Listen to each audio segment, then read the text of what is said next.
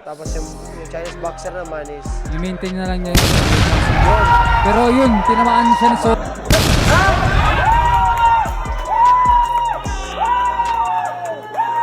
Malakas. hindi na ata makakabangon. End of the bout.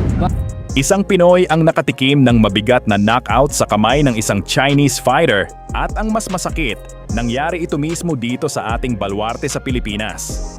Sa Sanman 101 boxing event sa General Santos City, nagharap ang veteranong Pinoy na si Arnold Destroyer Guard at ang mandirigma mula China na si Yer Zahati Bayhajati para sa WBAA Asia South Flyweight title.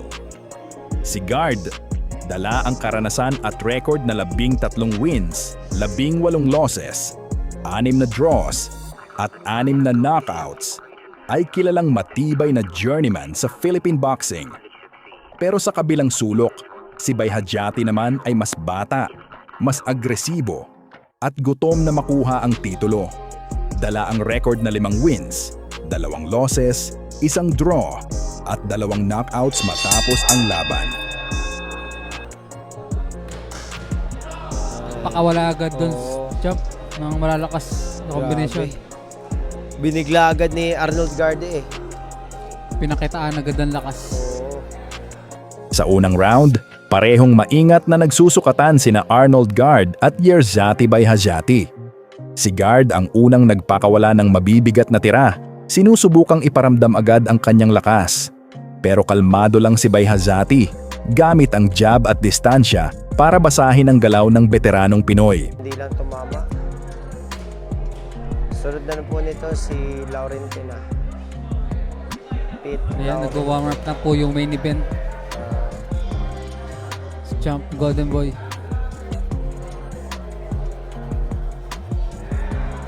Sa mga nag-aabang po kay Pete Laurentino, siya na po yung Tangkad itong Chinese kaysa kay Garde Champ kung napapansin nila no.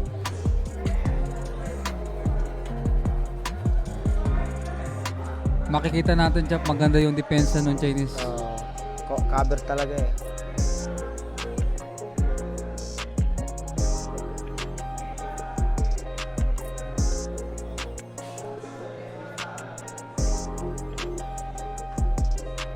And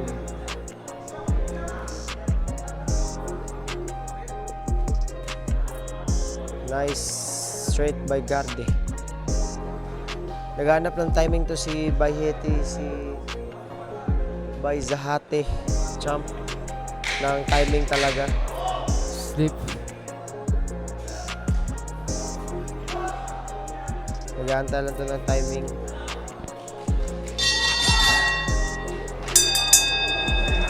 Pagpasok ng second round, mas naging malinaw ang plano ni Bayhajati. Hindi siya nagmamadali sa atake. Hinahayaan niyang pumasok si Garde para makahanap ng butas sa depensa. Habang sumusubok ang Pinoy na makalapit, doon naman sumasagot si Bayhajati ng mas eksaktong suntok at solidong counter. Parang nagreklamo. Corner niya, nagagalit na rin eh.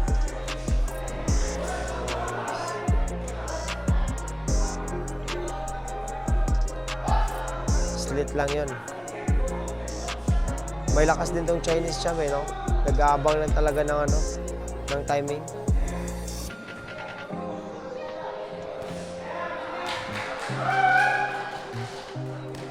Nice. Nice job by Chinese. Yezer Zahate. Hirap bigkasin ng mga ano nila, mga pangalan. Yezer Zahate.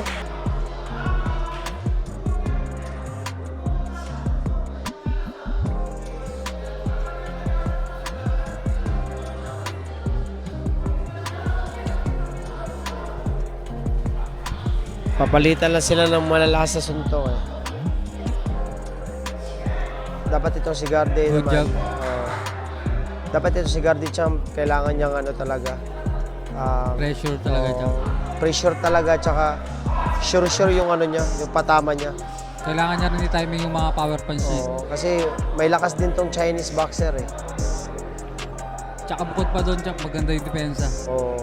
Di basta-basta pumapasok. Uy! Yan, nagyayabangan ang dalawa eh. Oh. Nagyayabangan ng dalawa eh. Showboating Jack. Hindi magpapatalo tong dalawa eh. Showboat. Boxing na nga eh.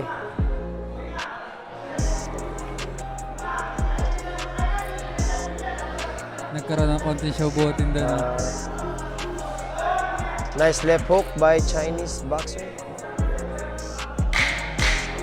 10 seconds.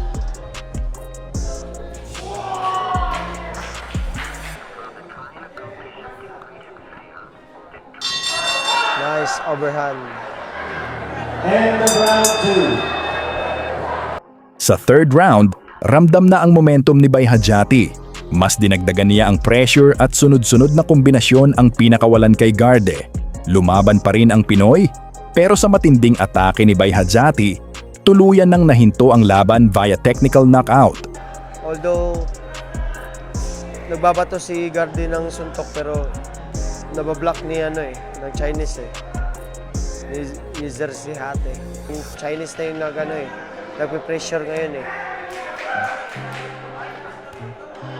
Nice body shot by Garde. Nice 1-2 by Garde. Napatras yung Chinese ha. Naramdaman ng Chinese yung lakas ni Garde.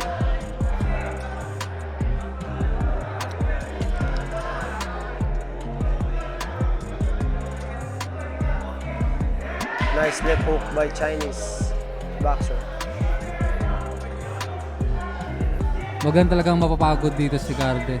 Kasi bukod sa hindi solid yung tumatama, Kasi ang ganda na ng umpisa niya eh. tapos yung Chinese boxer naman is I-maintain na lang niya yun hanggang late rounds na. yun. Pero yun, tinamaan siya ng solid dun. Straight solid siya. Yun na nga yung timing. Si Garde para hindi na ata Yun makakabangon na nga to. yung inaantay ng Chinese, no? Makatiming ng isang malakas. Hindi na ata makakabangon End to. of the bout by TKO.